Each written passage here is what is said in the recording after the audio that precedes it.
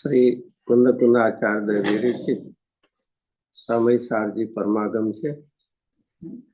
તેમાં આપણે 14મી ગાથા લઈએ છીએ. 14મી એની પહેલાનો એક 10 નંબરનો શ્લોક છે, એની સાથે રિલેટેડ છે, એટલે પહેલા એ લઈએ, પછી 14મી ગાથા ઉપર આપણે આવી જઈએ. કાલે આપણે વાત લઈ લીધી હતી કે 14મી ગાથા સુધી કેવો વિષય લીધો, કે પહેલી ગાથા એટલે શું છે, એમાં બે વાત ખાસ. પહેલી ગાથામાં બે કયું છે, મંગલાચરણ છે અને પ્રતિજ્ઞા. મંગલાચરણ માટે શું કર્યું, બધા સિદ્ધોને નમસ્કાર, અને પ્રતિજ્ઞા માટે શું કીધું, હું સમયસારને કહીશ. વંદિતું સવ સિદ્ધે અને વોચામી સમય ભાવ. તો બીજી ગાથામાં આવ્યું કે તો સમયના કેટલા ભેદ છે, તો કે બે સમય છે, સ્વસમય અને પર સમય. સ્વસમય એટલે સાધક આત્મા, અને પર સમય એટલે અજ્ઞાની, એટલે જ્ઞાની અજ્ઞાની એના સ્વસમય ને પર સમય.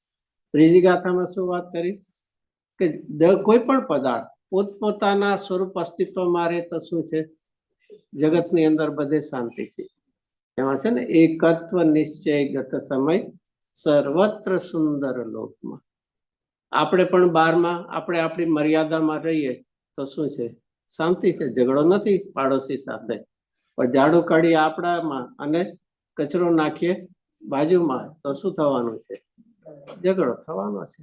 તો એ આપણને ત્રીજી ગાથામાં કહીને ચોથી ગાથામાં કીધું કે અનાદિ કાળથી તે શેની વાત સાંભળી છે, રાગ દ્વેષ કરવા અને હરક્ષો ભોગવા, એ જ વાત તે સાંભળી છે, પણ ક્યારેય પરથી જુદા આત્માની તે વાત ક્યારેય તે સાંભળી નથી. તો પાંચમી ગાથામાં કહે છે કે અમે એની વાત કરશું. કોની વાત કરશું, કેની વાત કરશું, જેની વાત તે ક્યારેય સાંભળી નથી એની.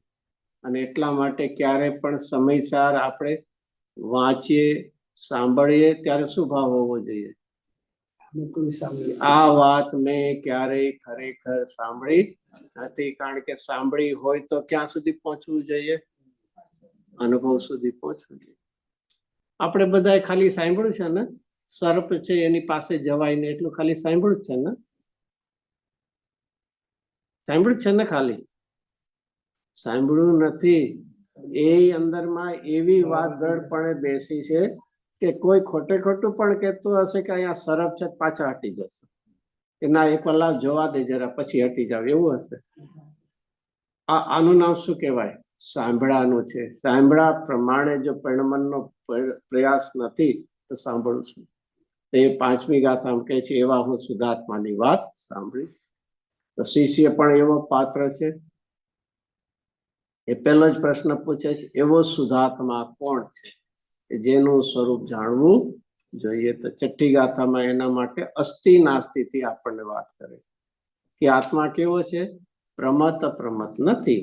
તો ખાલી નાસ્તિ સ્વરૂપ છે કે કોઈ અસ્થિ છે.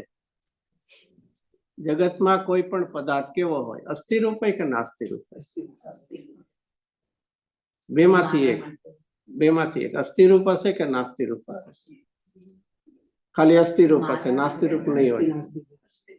એક ખાલી માન્ય શું વાંધો છે, હું તો અસ્થિ રૂપ છું, ખાલી મારામાં અસ્તિત્વ ગુણ છે ને હું અસ્થિ રૂપ છું. ખાલી જો અસ્થિ માનશું ને તો સ્વપર બે ભેગા થઈ જશે.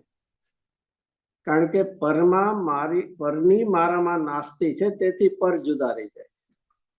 મારામાં ખાલી અસ્થિ રૂપ હોય તો સ્વ અને પર બે કેવા થઈ જવાના છે, એકમેક ભેગા થઈ જવાના. અને એટલા માટે સ્વથી અસ્થિ છું અને પરથી નાસ્તિ. તો અહીંયા નાસ્તિ વાત કરી તો અસ્થિ કેવો છું કે એક જ્ઞાયક ભાવ છું. એ રીતે વાત પર્યાય ભેદથી કરી.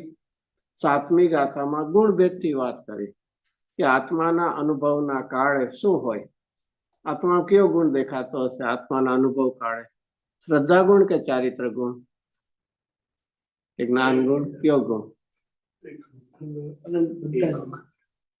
એકરૂપ. એટલે કે ગુણ તો કોઈક હશે ને, દેખાતો હશે ને. હજી જો તને ગુણ દેખાતા હોય તો તું ગુણ ભેદ સુધી પહોંચ્યો છો, તું શુદ્ધાત્મા સુધી નથી.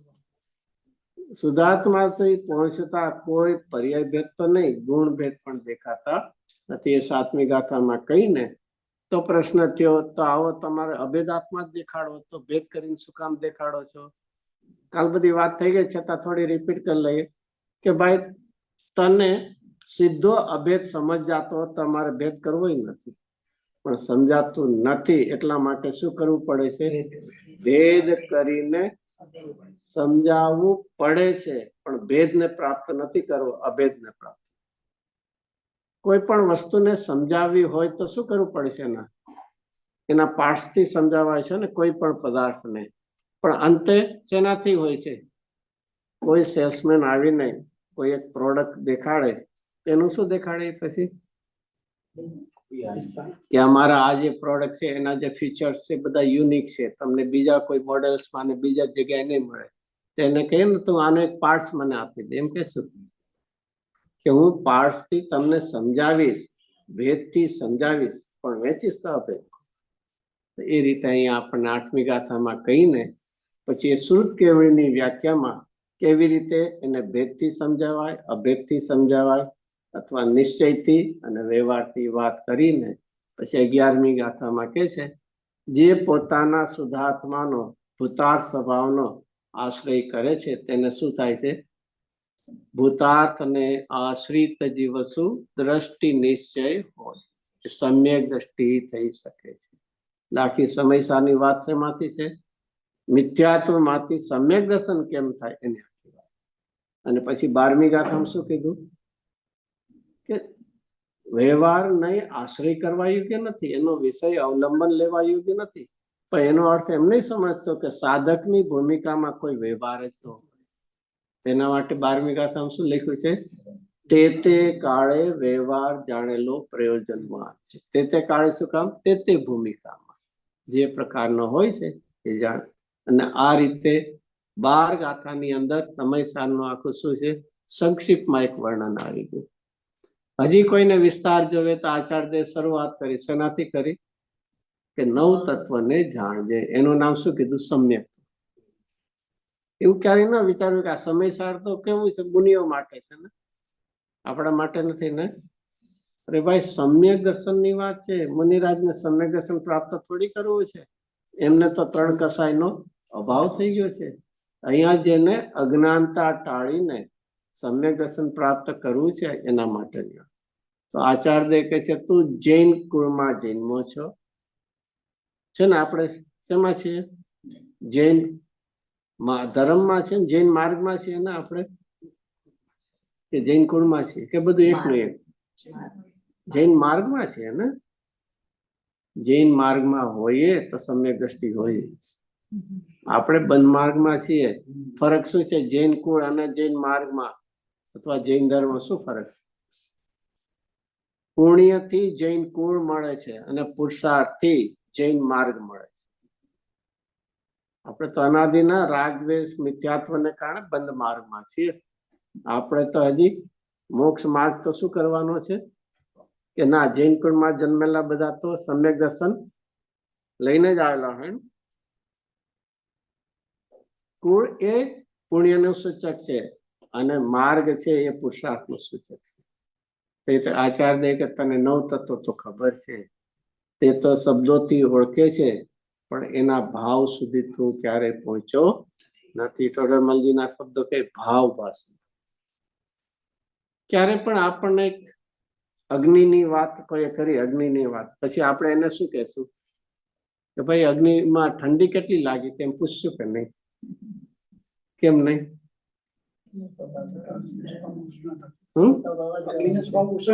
હા, એ તો એને ઉષ્ણ લાગ્યો હશે, મને ઠંડી લાગતી, તો શું કરવાનું? આપણને ભાવ ભાષણ છે, એટલા દ્રષ્ટાંત રૂપે અનુભવ છે, અને એટલા માટે ક્યારેય શું નથી આવતો? શું નથી આવતો? વેદન છે ત્યાં વિકલ્પ નહીં આવે. શું છે? કોઈ દી વિચારી નથી આવતો કે વિચાર આવે છે અટકાવી દઈએ છે. કેમ નથી આવતો? કારણ કે શું છે? અને એટલા માટે વિચારવું, વેદન છે ત્યાં વિકલ્પ નથી, અને વિકલ્પ છે ત્યાં વેદન નથી. આ બધા દ્રષ્ટાંત આપતા હોય છે ગુરુદેવસિંહ, આપતા હશે. ખ્યાલ છે કયો દ્રષ્ટાંત? ગુરુદેવસિંહ દ્રષ્ટાંત શું આપતા હતા? આઈ થિંક બધા ગુજરાતી જ છે ને, વાંધો નથી ને.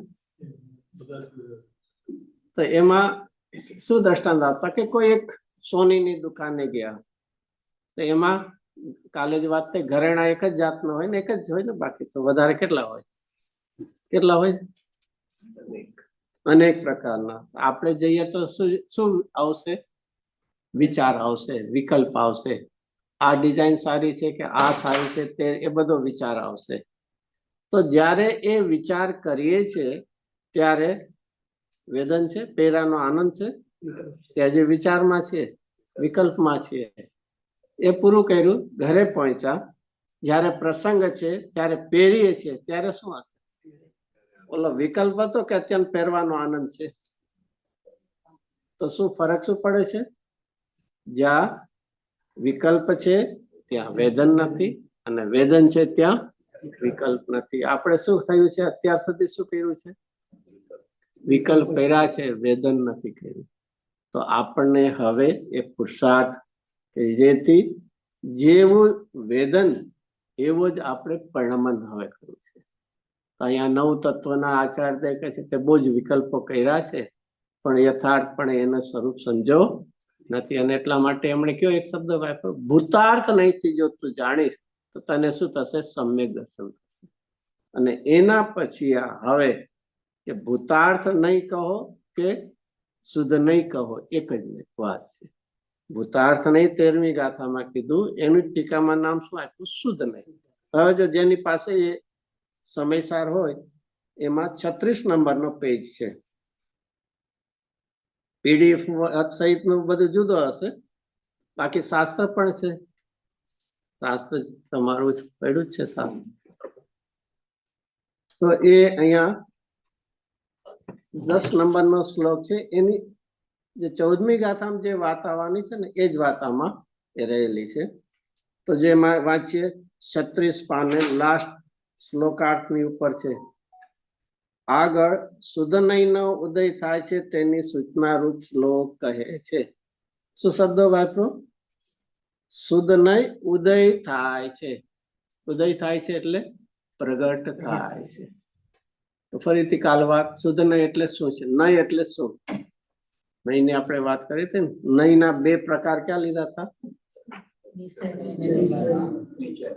એક જ્ઞાન રૂપ અને એક વચન રૂપ. ભાવશ્રુત જ્ઞાનમાં જાણવા માટે છે, અને વાણીમાં કહેવા માટે, સમજાવવા માટે.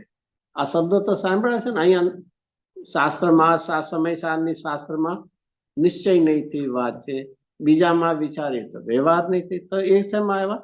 કથન પદ્ધતિમાં પણ છે અને જાણવાની પદ્ધતિ. આવું ક્યાંય છે સમયસારમાં? આવું છે નહીં. 2 પ્રકાર એ રીતે. જો આપણી પાસે બીજો કળશ છે સમયસારમાં, બીજા કળશમાં કોનું સ્મરણ કર્યું છે? જીનવાણીનું. અનેકાન્મય મૂર્તિ નિત્યમેવ પ્રકાશતામ, એમ કરીને જીનવાણીનું કર્યું છે ને બહુમાં. અને એમાં સરસ્વતીની મૂર્તિ લઈને કઈ કરી છે? જ્ઞાનમય અને વચનમય છે. જોવું હોય તો આમાં જ દેખાડે. સમય સાથે થોડુંક પાના ફેરવવા પડશે.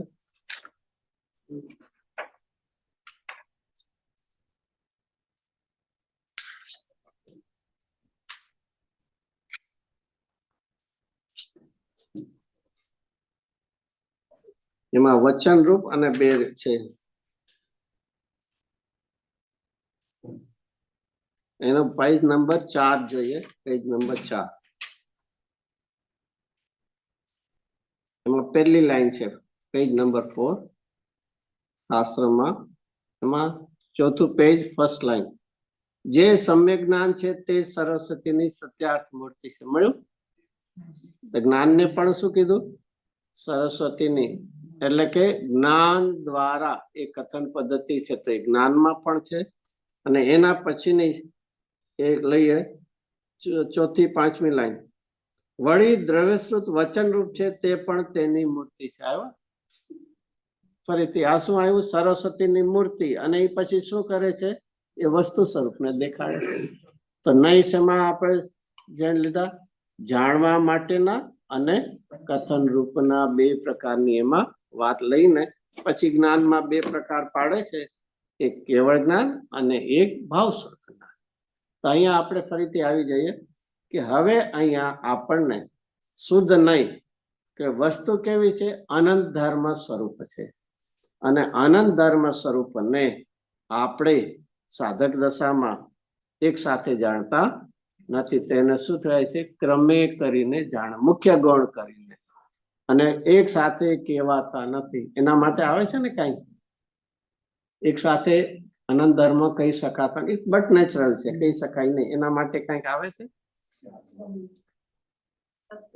સ્યાદવાદ ની સાથે એના 7 ભેદ આવે છે, જેને સપ્તભંગ નથી કે સ્યાત અસ્તિ, સ્યાત નાસ્તિ, અને ત્રીજો અસ્તિ નાસ્તિ, પછી ચોથો અવક્તવ્ય, અવક્તવ્ય, પછી અસ્તિ અવક્તવ્ય, નાસ્તિ અવક્તવ્ય અને અસ્તિ નાસ્તિ. આમાં બેઝિકલી 4 શીખવાના, પછી તો કોમ્બિનેશન વધારે. એમાં શું છે, સ્યાત અસ્તિ કેમ લીધું કે હું સ્વથી અસ્તિ છું, અને બીજો કયો છે પરથી નાસ્તિ, અને ત્રીજો બોલ કયો છે અસ્તિ નાસ્તિ. એમ કેમ લીધો, ત્રીજો બોલ કેમ લીધો અસ્તિ નાસ્તિ? કે કોઈને એમ થાય કે તમે પેલા અસ્તિ કીધું પછી નાસ્તિ કીધું, એટલે ક્યારેક કેવું હશે કે અસ્તિ ધર્મ પહેલા સમય હશે, નાસ્તિ ધર્મ બીજા સમય હશે, ત્રીજા સમય ફરીથી અસ્તિ, ચોથા સમય ફરીથી નાસ્તિ. કે એવું નથી, બે કેવા છે, સાથે છે. માટે ત્રીજો બોલ કયો લીધો, અસ્તિ નાસ્તિ લીધો, અસ્તિ નાસ્તિ. તો કોઈ કે અંતે કહીને તો તમે ભેદ પાડ્યો, પેલો અસ્તિ પછી નાસ્તિ તો બોલ્યા, ભલે કીધું સાથે તો ભેદ તો પડ્યો કે નહીં. તો ચોથો બોલ કીધું, શું કરીએ ભાઈ, એક સાથે કહી શકાતું નથી, માટે ચોથો બોલ કયો લીધો, અવક્તવ્ય. અવ્યક્ત જુદી વાત છે, અવ્યક્ત શેમાં આવે છે, અવ્યક્ત શેમાં આવે છે, 49 ગાથામાં અવ્યક્તના 6 બોલ આવે છે ને, અરસ, અરસ, અરૂપ, ગંધ બધા છે કે નહીં, એમાં અવ્યક્ત છે ને ગુરુદેવસિંહ, એ તો ખ્યાલ હશે ને? નહીં, પૂજ્ય ગુરુદેવસિંહ રાતના સુતા પહેલા અને સવારના ઉઠા વ્યક્ત થાય નિદ્રામાંથી, ત્યારે શું બોલતા, શું યાદ કરતા? ગુરુદેવ વિશે તો ખબર હોવી જોઈએ ને, ગુરુદેવ વિશે ખબર હોવી જોઈએ. ટોટલ 175 આઈટમ છે. કેટલી છે? હજી તમે ગણશો તો 175. એમાં સમય સારની 1 થી 16 ગાથા, અને એ પણ પ્રાકૃતમાં. આપણને કદાચ ગુજરાતીમાં નહીં ખબર હોય પદ્યમાં, શેમાં પ્રાકૃત ભાષામાં 1 થી જે છે ને વંદિતુ એ શબ્દોમાં, પછી બીજું 47 શક્તિ. 47 શક્તિમાં એક વાર ગુરુદેવસિંહ એકદમ કઈ કીધું ને, તો જેને કે ને 30 સેકન્ડ ની અંદર ક્રમસર વિધાઉટ બ્રેક ગુરુદેવ એક સાથે બોલ્યું, ગણવું ન પડે. સૌથી પહેલી કઈ શક્તિ, જીવત્વ શક્તિ, અને લાસ્ટ કઈ છે, સંબંધ શક્તિ છે. એનું આખું સાચું નામ સંબંધ, સ્વસામિત વિશેષણ, સંબંધ શક્તિ. એવી જ રીતે 47 નહીં, સૌથી પહેલી કઈ છે, તમે પ્રવચન સારમાં છે ને 47 નહીં, સમય સારમાં 47 શક્તિ છે. એમાં સૌથી પહેલી નહીં કઈ, ક્યારેક આપણે ટ્રાય કરશું ને યાદ રાખવાનું, આપણે ગુરુદેવસિંહ જો યાદ રાખી શકે તો આપણે એટલી ઉંમર તો નથી થઈ ને, તો યાદ રહી શકે. પહેલી દ્રવ્ય નહીં છે ને છેલ્લી કઈ છે, શુદ્ધ નહીં છે. તો એ રીતે ગુરુદેવસિંહ એ યાદ. એના પછી ગુરુદેવસિંહ આ 6 અવ્યક્ત ના બોલ ગણવા તો ગણતા લેજો, 49 ગાથાના. પછી અલિંગ ગ્રહણ પ્રવચન સારની 172 ગાથા, એના 20 અલિંગ ગ્રહણના બોલ. એના પછી ગુરુદેવસિંહ 24 તીર્થંકરના નામ લેતા હતા. શ્રીમદજીના 10 બોલ લેતા હતા. 10 બોલમાં સ્વદ્રવ્ય અને દ્રવ્ય ભિન્ન ભિન્ન જેવો, એનાથી પડદ્રવ્યથી ત્વરાથી રહિત ભિન્ન થાવ, એવી રીતે એમાં 10 બોલ છે, એ પણ લેતા. અને ખાસ છેલ્લે પંચ બાલ્યથી તીર્થંકરના નામ, પોતે બાલ બ્રહ્મચારી પુરુષ હતા એટલે એમનું નામ. આ રીતે આપણે ટોટલ કરીએ તો કેટલું થતું હતું? 175 થાય છે. 175 ગણવા તો ગણી લેજો, એમાં કઈ વાંધો નહીં.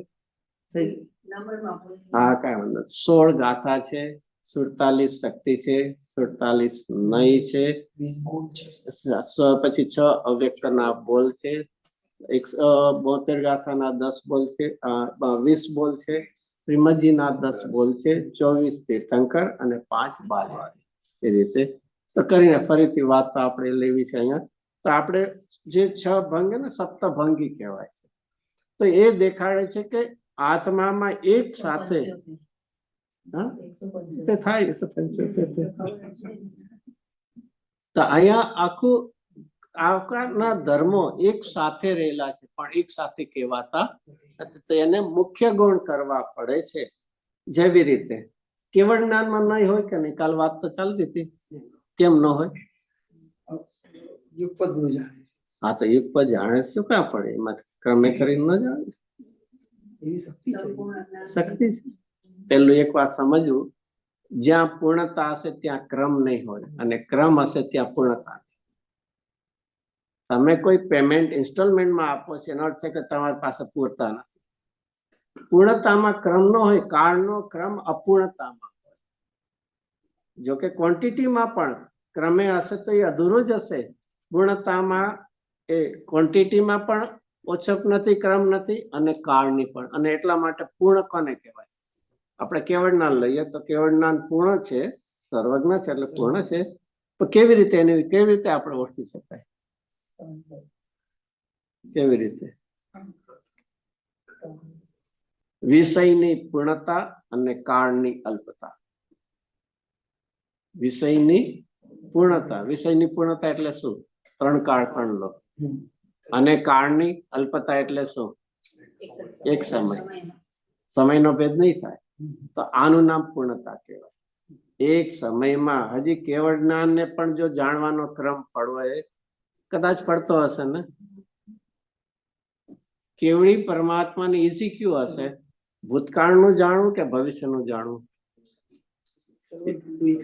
એક સાથે ઈઝી હું કહું છું, હું નાનો પાડતો ન જાણતા, પણ આમ સહેલું કયો જીવન. ભૂતકાળનું તો થયેલું છે તો કમસે કમ ખબર પડે. હજી ભવિષ્યનું તો કઈ થયું જ નથી તો ડિફિકલ્ટ ખરું કે નહીં? તો ભવિષ્યનું કોઈ નક્કી? અરે ભાઈ, કેવળ જ્ઞાનને કોઈ અઘરું કે સહેલું નથી. એમને કોઈ નજીક કે દૂર નથી. અરિયન ભગવાન હોય એને મધ્યલોક કેવો કહેવાય? નિયર કહેવાય. નિયર જ કહેવાય ને, મધ્યલોકમાં છે. અને એમાંય અઢીદીપમાં હોય એટલે તો સાવ નજીકનું. પણ 8મો નંદીશ્વર તો એમના માટે દૂર કહેવાય ને. અરિયન પરમાત્મા ક્યાં હોય? ક્યાં સુધી હોય? અઢીદીપમાં જ હોય ને. અઢીદીપ ઇઝ ઇક્વલ ટુ મનુષ્ય ક્ષેત્ર, એનાથી બહાર ન હોય. તો એમને કેવળી ભગવાનને નજીક ક્યું કહેવાય? અને નજીક હોવાથી એને એકદમ ક્લિયર કટ જાણે, અને દૂર ન હોય થોડુંક બર કે ને બ્લર જેવું લાગતું હશે. આ જ્ઞાનનું તાકાત છે. પ્રત્યક્ષ જ્ઞાનનું તાકાત એવું છે કે જેને કાળની કે ક્ષેત્રની દૂરીનો કાંઈ ફરક પડતો નથી. તો એ કેવળ જ્ઞાન છે. તો એનાથી ફરીથી આપણે કે એ અહીંયા આપણને હવે અહીંયા એ કેવળ જ્ઞાનમાં એટલા માટે નહીં નથી હોતા, કારણ કે એમને આત્માના આનંદ ધર્મ નહીં, સ્વપરને પણ એક સાથે જાણે છે. આપણો ઉપયોગ તો એવો છે કે એક બાજુ પર સન્મુખ હશે તો સ્વસન્મુખ નહીં હોય, અને સસ્વન્મુખ ઉપયોગ હશે તો બહિર્મુખ નહીં.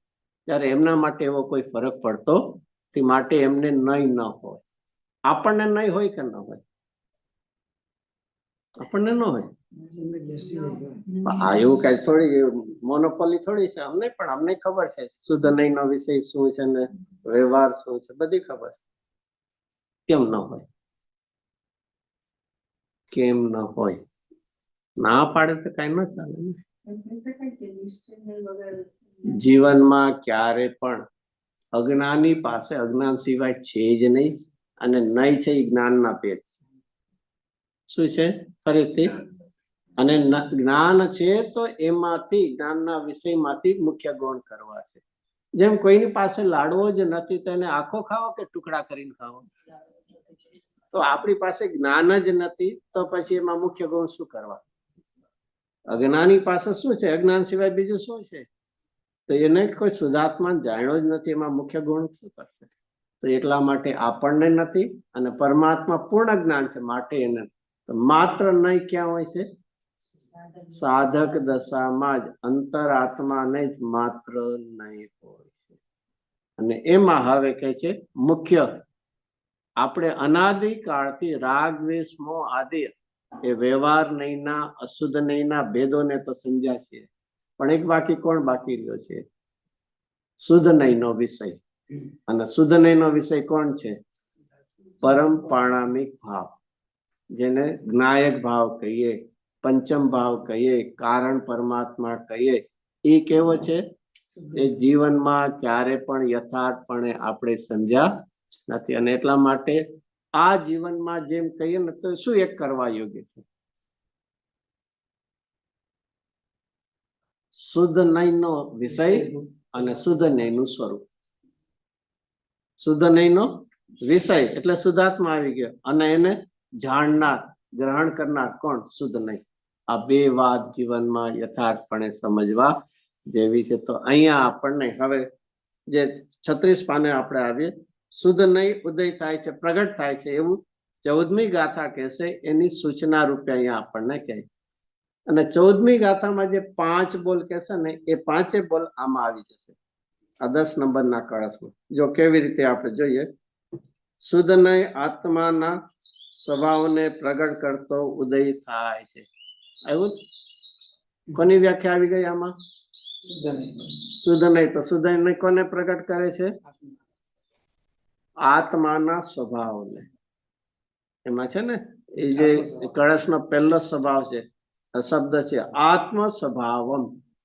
શુદ્ધ નહીં ક્યારે પણ રાગાદી ભાવને ગ્રહણ ન કરે, ક્યારે પણ વિભાવ ભાવને ન કરે, પણ કોને પ્રગટ કરે? સ્વભાવને. સ્વભાવ કહો, સ્વરૂપ કહો, એનું ત્રિકાળી અસ્તિત્વ કહો. એ સ્વભાવ કેવો છે? કે પહેલો બોલ, પરદ્રવ્ય ને પરદ્રવ્યના ભાવો. શું શબ્દ વાપર્યો છે? પરદ્રવ્ય ને પરદ્રવ્યના ભાવો. એના માટે પેલો કયો બોલ હશે? 14 બોલમાં કેવો છે? 14મા બોલમાં એના માટે કયો છે? અબધ સ્પષ્ટ. એમાં છે ને પરદ્રવ્યથી 8 કર્મથી હું બંધાયેલો નથી અને શરીર આદિથી સ્પર્શાયેલો. જે આપણને અબધ સ્પષ્ટ આવશે એના માટે અહીંયા શબ્દ શું લખ્યું છે? આત્મા કેવો છે? પરભાવ ભિન્નમ. પરદ્રવ્યોથી હું ક્યારે ભિન્ન છું? હમણાં તો ન હોય, શરીર સિદ્ધ ભગવાન થાય ત્યારે. અત્યારના તો આપણે શરીર સહી છે કે રહી છીએ? અત્યારના આપણે શરીર સહી છે કે રહી છીએ? સહિત જ છીએ ને. હા, એટલે સહિત જ છીએ ને, પૂછવાનું જ ન હોય એમાં. આ કોનું શરીર છે? આ દેખાય છે કોનું શરીર દેખાય છે? શરીર કોનું દેખાય? હા, આપણું કે બીજાનું? આપણું કે બીજાનું? ના, હજી ડર લાગે છે એવું તો બોલાય નહીં ને. મારું જ બોલાય ને. આખી જિંદગી જેની પાછળ ગાળું છે મારું જ હોય ને. એક બહુ જ વિચારવા જેવું છે, ક્યારે પણ પર શબ્દ બોલીને ક્યારે એકત્વ કરવું નહીં. તો પર બોલ્યાથી ખોટું જ છે. બોલીએ પર અને માનીએ પોતાનું, ત્યાં બેનો મેળ છે. એટલે અહીંયા પરભાવ ભિન્ન, હું પરદ્રવ્યોથી, એને આ બધે સ્પષ્ટ લીધો છે. પછી એવા આ પૂર્ણમ. આ પૂર્ણ એટલે કેવો છું હું? શું શબ્દ વાપરો? સમસ્તપણે પૂર્ણ છું. આના માટે અહીંયા કયો શબ્દ આવશે? મૂળ ગાથામાં હું નિયત છું, હું પરિપૂર્ણ છું. આ એમાં વધઘટ નથી. એમાં દ્રષ્ટાંતો આપશે એક એક ના આચાર્ય દેવ. સમુદ્રમાં શું આવે છે? ભરતી ઓટ આવે છે. મારામાં એવું કઈ નથી. હું કેવો છું? પરિપૂર્ણ છું. આ પૂર્ણમ. આ ક્યારની વાત છે? ફરીથી આ બધી વાત ક્યારની છે? સિદ્ધ થયા પછી કે સિદ્ધ દશા પહેલાની? સિદ્ધ દશા પછીની વાત છે ને આ બધી. તો કોની વાત છે? જીવની વાત છે ને. મારી નહીં, જીવની વાત છે ને, કે મારા જીવની. જીવની વાત છે કે મારા જીવની? મારા જીવની છે ને. મારા જીવની જેમ મારો જીવ છે, મારું શરીર છે, બધું હરખું રાખ્યું છે. અરે જીવમાં અસ્થિપણું કેમ સ્થપાતું નથી? મારું શરીર જેમ કે મારા જીવમાં શું ફરક શું પાડ્યો? મારું મકાન છે, મારી કાર છે, ક્યારે પણ મારું કરીને પણ જુદું પાડીશ નહીં. હું આત્મા છું, હું અભેદ છું, તન્મય, એકરૂપ, તદરૂપ છું. તો અહીંયા કે છે મારામાં એ વધઘટ નથી. પછી કેવો છું? આદિ અંત વિમુક્ત છું. આવ્યો ત્રીજો બોલ, આદિ અંત. એક એક માં સમજાય છે કે નહીં? આમાં આની સામે આપણે ગાથા સાથે ટેલી કરીએ છીએ. પેલો ફરીથી પેલો બોલ કયો આવ્યો? પરભાવ ભિન્નમ. એના માટે મૂળ ગાથામાં કયો આવશે? અબધ સ્પષ્ટ. પછી બીજો બોલ કયો આવ્યો? અપૂર્ણમ, પરિપૂર્ણ બધા પ્રકારે. એમાં કોણ? આમાં બોલ કયો આવશે? નિયત. નિયત એટલે મારામાં વધઘટ પણ નથી, ઘટ પણ નથી, હું નિશ્ચિતપણે નિયત છું, પરિપૂર્ણ છું, હું નિયત છું. પછી ત્રીજો બોલ અહીંયા આમાં કયો છે? કળશમાં આદિ અંત વિમુક્તમ મળે છે ને શબ્દ. એમાં હું કેવો છું? આ અત્યારના આપણી પોતાની સ્વભાવની વાત. સિદ્ધ દશામાં તો નહીં, કોઈ પણ જીવ અનાદિ અનંત કેવો છે એનું વર્ણન આપે. અને આવા અનાદિ અનંત શુદ્ધ સ્વભાવને જે ગ્રહણ કરે તેનું નામ શું છે? શુદ્ધ નહીં. આખી વાતને આચાર્ય લઈ જાય. તારે શુદ્ધતા પ્રગટ કરવી છે કે નહીં? કે ના થોડું મજા આવે છે સંસારમાં? બહુ ગળ્યું ખાઈને પછી શું થાય? નહીં, અપકે પડી જાય ને. નહીં, હમણાં કેરીની અહીંયા તો સિઝન જેવું ન જ હોય. ત્યાં કેરીની સિઝન હોય પછી શું થાય? 2-3 મહિના ખાઈ લીધા પછી એમ થાય હવે કેવી પડી? ગુજરાતીમાં શું કહીએ? અપકે પડી. એની જ ગમતી ન હોય ને. એમ બધું બહુ આનંદ હોય, એમાં વચ્ચે વચ્ચે થોડુંક શું જોવે?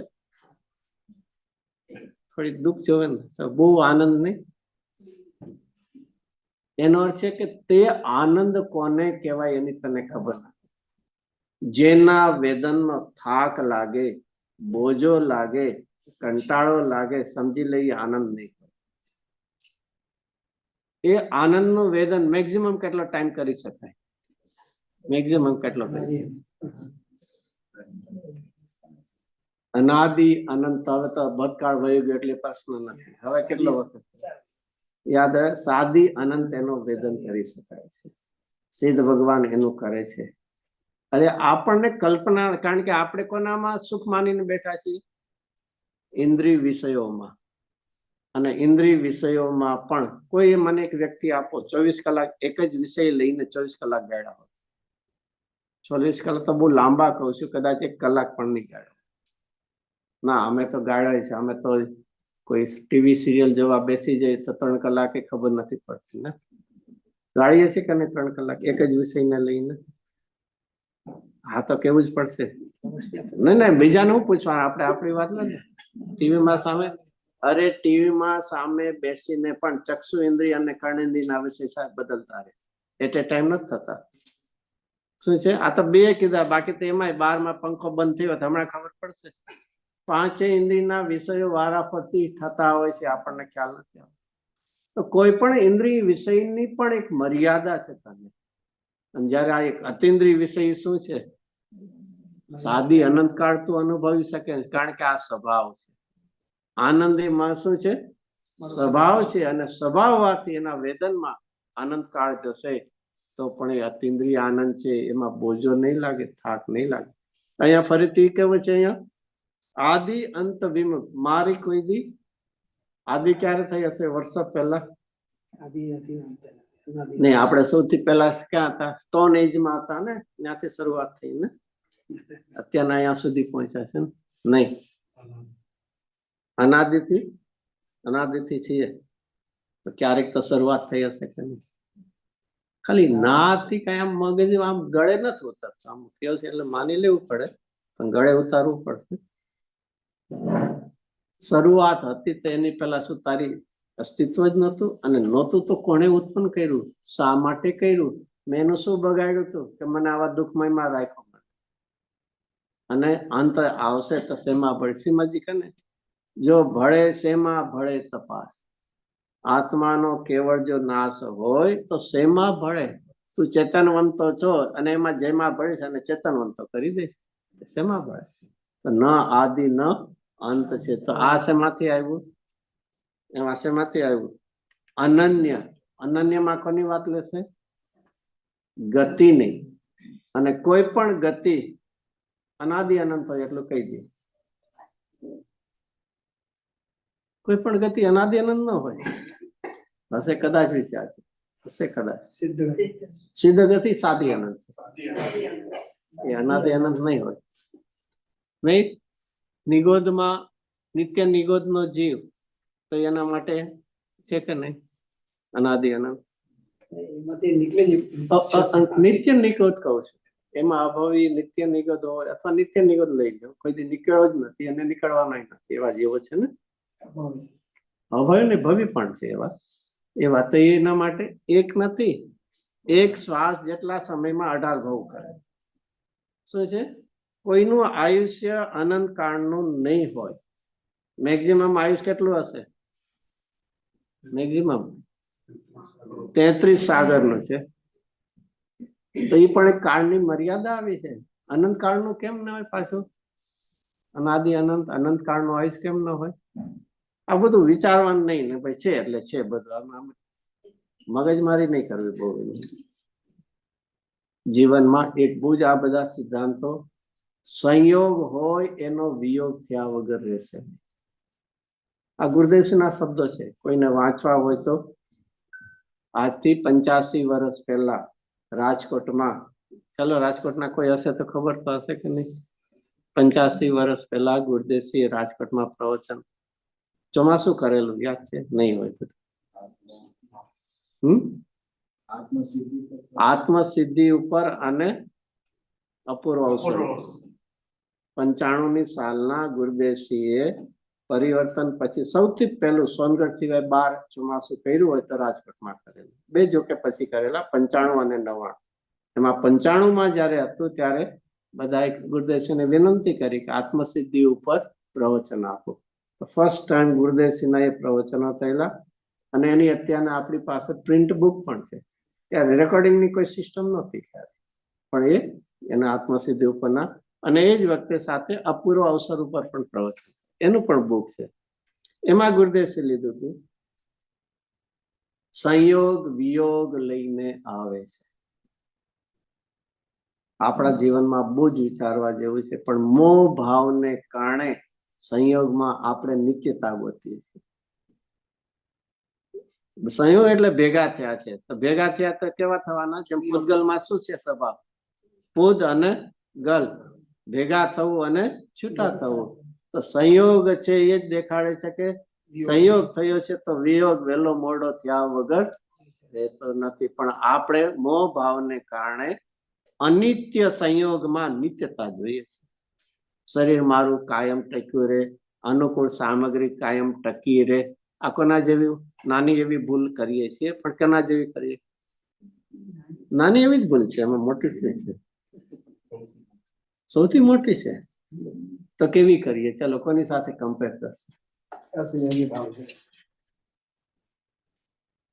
જેને કહીએ અમાસની રાત્રિ હોય, એમાં ઘનઘોર હોય, આમ બધું ખબર પડતી હશે.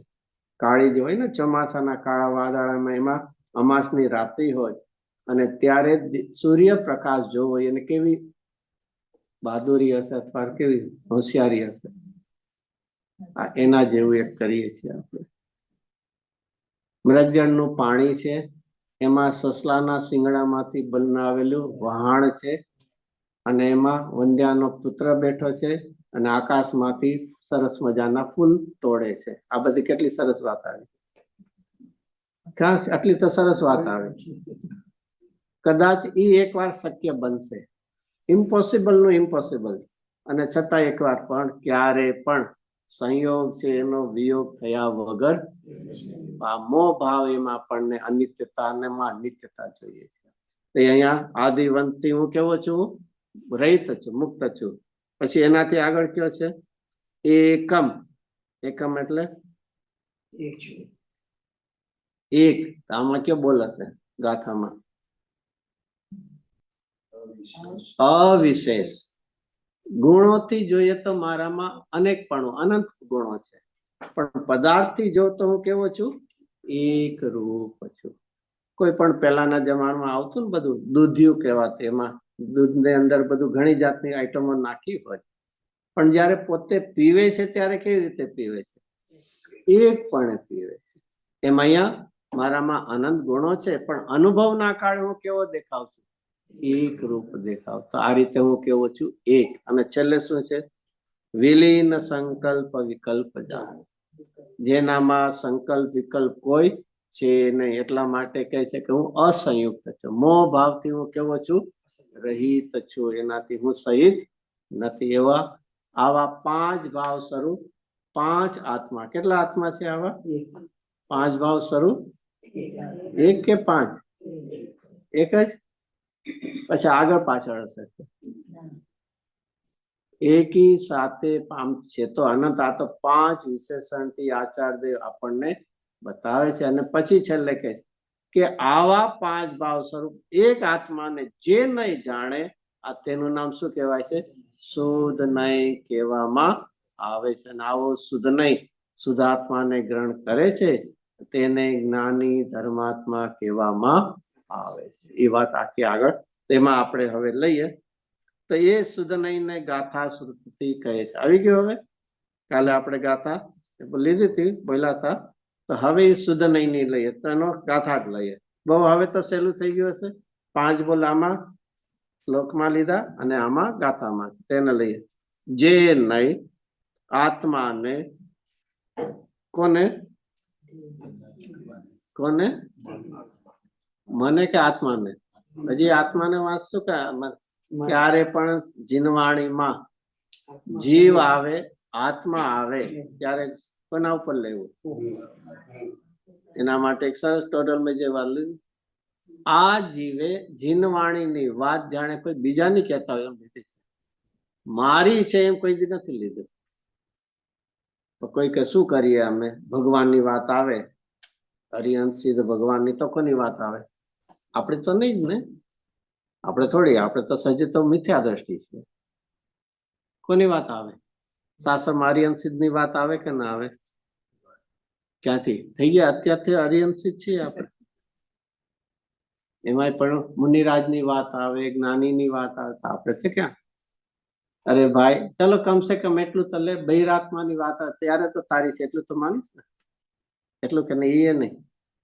બહિરાત્મા અજ્ઞાની મિથ્યા દ્રષ્ટિની વાત આવે તો કોની વાત છે એટલું તો સ્વીકારીશ ને. હવે તું ભવિષ્યમાં તારે જ્ઞાની થવું છે કે નથી થવું? તારે નથી થવું ને? ના ના, થોડું સંસારમાં હજી થોડું રખડી આવે પછી વાંધો. તો જો તારે જ્ઞાની થવું છે તો અંતરાત્માની વાત આવે ત્યારે સમજ્યા મારી ભાવિ પર્યાય. અને અંતરાત્મામાં કેટલો કાળ રહેવાય?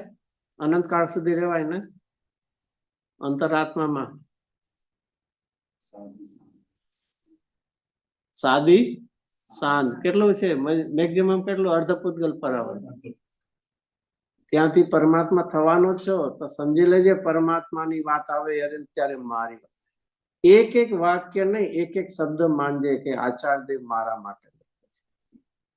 નહીં તો કોકની વાતને કોઈકમાં આપણને ક્યારે રસ નહીં પડે. સામાન્ય સજ્જન વાળને કોઈ બીજાની વાત કરતા હોય તો ભાઈ એમ મને શું લાગે વળગી, પણ જો પોતાની વાત હોય તો શું લાગે છે? એમ સમજવું કે જીનવાણીનો એક એક શબ્દ કોના માટે છે? એ મારા માટે છે. એમ એને વિચારણામાં આવવું જોઈએ. તો અહીંયા જે નહીં આત્માને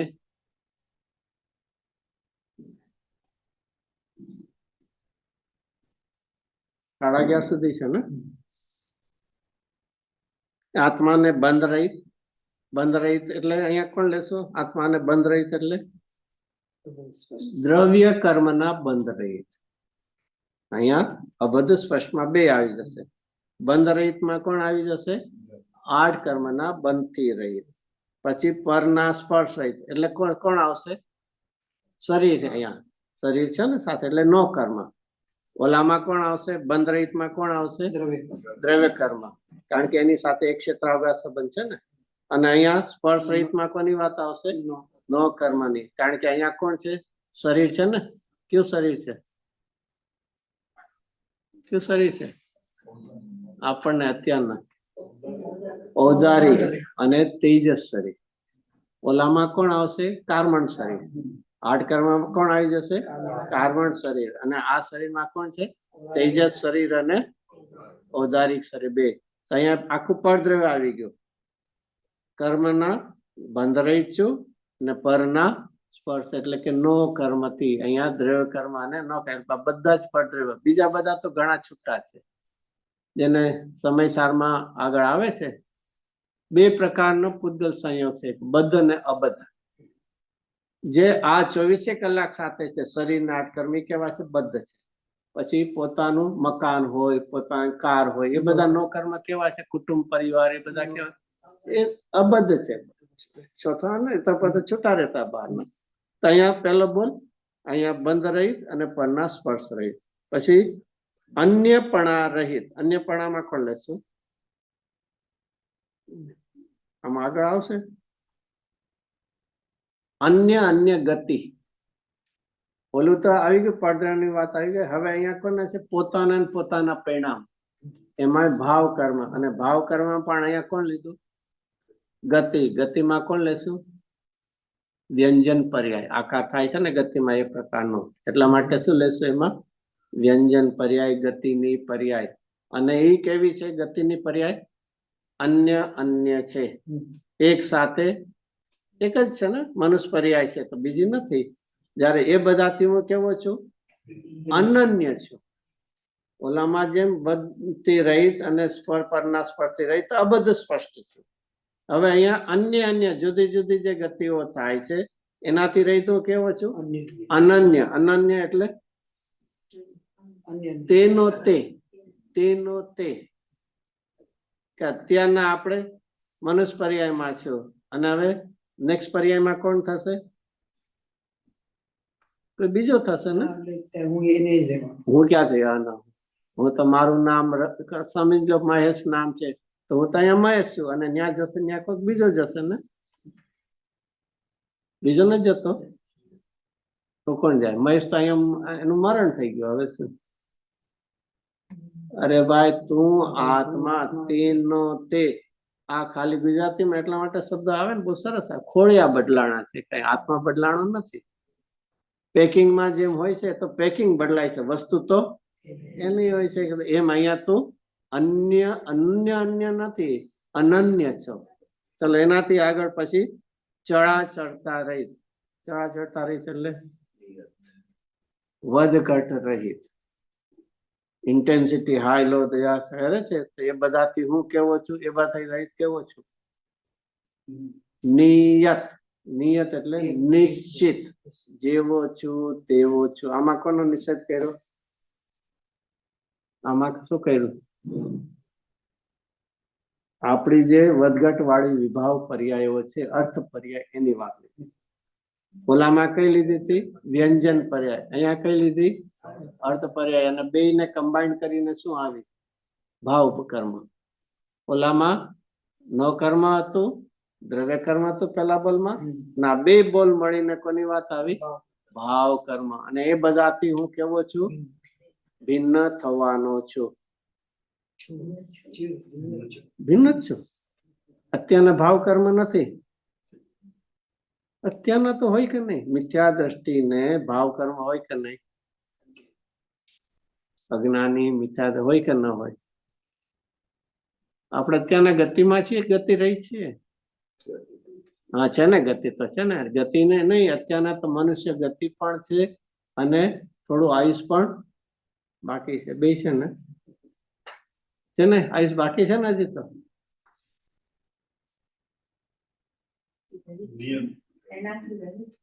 તકો ને આયુષ ન હોય તો મરી જાવ. આયુષ તમે એનાથી રહિત કેવી રીતે તમે કહી શકો? સંયોગ દ્રષ્ટિએ છે. હા પછી ને સંયોગ દ્રષ્ટિએ છે ને મારું આયુષ છે ને. હા પછી ને મારું આયુષ તો આમ પ્રાઉડલી કહું છું, મને આમ સંયોગ દ્રષ્ટિ. અરે ભાઈ એ આજ મોટી સમયસારને દેખાડો છે સ્વભાવ દ્રષ્ટિ. એક વાત કર, જે સ્વરૂપ સમજ્યા વિના. આ એ વાત અહીંયા છે. મૂળતા ભૂલ શેનું થયું છે? તને તારા મૂળ અસ્તિત્વનો સ્વીકાર ક્યારે જીવનમાં આવ્યો નથી. અનંત કાળ ગયો, ભૂતકાળનો. હું કોણ છું એનો જ યથાર્થપણે આપણને જવાબ નથી મળ્યો. કોઈ કે ના અમે તો હું માનું છું, હું કોણ છું તમે કહો તો કહી દઉં. આ શરીર વાળો છું, મારો એસેટ કેટલી શું છે બધું ઘણું કઈ. તે તારું અસ્તિત્વ નથી દેખાયું. તે સંયોગના અસ્તિત્વને તારું માન્યું. તારું જે હોય ને એ તારાથી કોઈ છૂટું ન પડે, અને જે છૂટું પડે એ તારું. આ ગુરુદેવસિંહના સિદ્ધાંત. આ બહુ જ આવા આપણને ખાલી એક સિદ્ધાંત સ્વીકાર. મારું શું છે કે તારું હોય એ તારાથી ક્યારેય છૂટું ન પડે, અને જે છૂટું પડે એ તારું નહીં. અને એને જ તારું શું કહેવાય? સ્વ. સ્વ સ્વની એક વ્યાખ્યા ખબર હશે? સ્વ એટલે પોતાનું આમ કહે ને, પણ એને એક બીજી રીતે પોતાની માલિકીની ચીજ. ને પોતાની માલિકીની ચીજ પોતા સાથે સદાય. તો હું કેવો છું કે આવો હું છું, અનન્ય છું, નિયત છું, એ મારું અસ્તિત્વ છે. તો એ રીતે આપણને અહીંયા સુધી લીધું. કેટલા બોલ થયા? 3 બોલ થયા. 3 બોલ ક્યાં થયા? પહેલો કયો લીધો? બંધ રહિત અને સ્પર્શ રહિત. એમાં બંધ રહિતમાં કોણ લીધા આપણે? દ્રવ્ય કર્મ લીધા. અને સ્પર્શ રહિતમાં કોણ લીધું? ન કર્મ લીધું. એક બોલ થઈ ગયો, બે મળીને એક. પછી બીજો કયો બોલ લીધો?